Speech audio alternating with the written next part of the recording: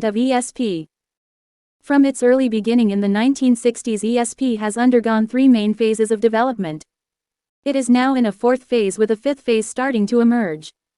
ESP has developed at different speeds in different countries. An example of all the approaches we shall describe can be found operating somewhere in the world at the present time. 1. The concept of special language register analysis.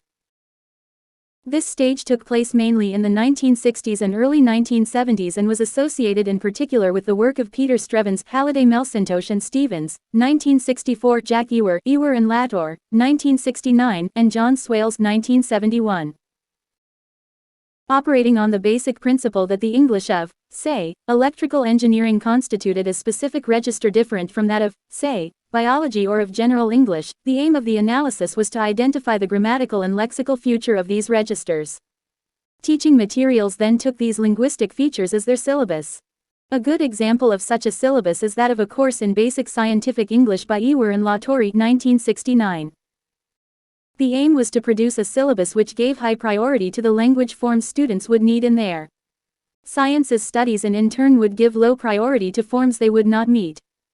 Ewer and Hughes Davies, 1971. 2. Beyond the sentence, rhetorical or discourse analysis.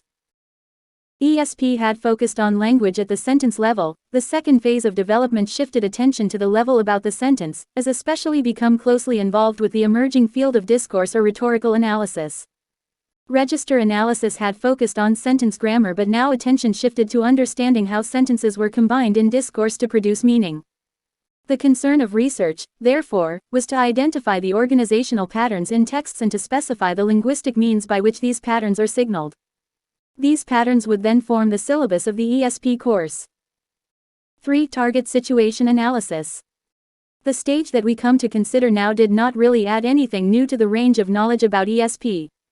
What it aimed to do was to take the existing knowledge and set it on a more scientific basis, by establishing procedures for relating language analyzing more closely to learners' reasons for learning. Given that the purpose of an ESP course is to enable learners to function adequately in a target situation, that is, the situation in which learners will use the language they are learning, then the ESP course design process should proceed by first identifying the target situation and then carrying out a rigorous analysis of the linguistic features of that situation. The identified features will form the syllabus of the ESP course. This process is usually known as need analysis.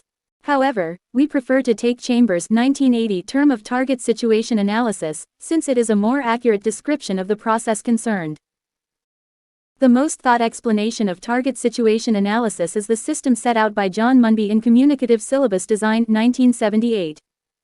The Munby model produces a detailed profile of the learner's needs in terms of communication purposes, communicative setting, the means of communication, language skills, functions, structures, etc.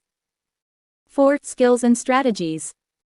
The fourth stage of ESP has seen an attempt to look below the surface and to consider not the language itself but the thinking processes that underlie language use.